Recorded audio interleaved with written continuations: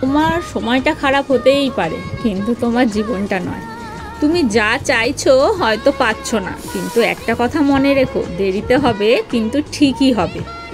আর তাদের থেকে অন্তত দূরে থেকো যারা তোমার নিন্দে করে, তোমায় অসম্মান করে, তোমায় ছোট করে। মানুষের সাথে কথা বলা কমিয়ে দাও। যারা তোমায় ভুল বুঝছে তাদেরকে তুমি ভুল বুঝতে দাও, আর যারা তোমায় গুরুত্ব দেওয়া বন্ধ করে দিয়েছে তুমিও তাদের গুরুত্ব দেওয়া বন্ধ করে দাও, তাই না? তাহলেই দেখবে জীবনের অর্ধেক অশান্তি কমে গেছে। আগে নিজেকে ভালোবাসতে শেখো।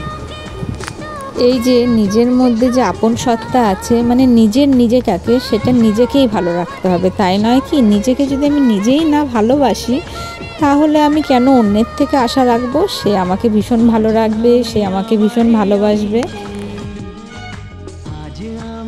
তাই বলি কি, নিজেকে আগে ভালোবাসো, নিজেকে ভালো রাখো।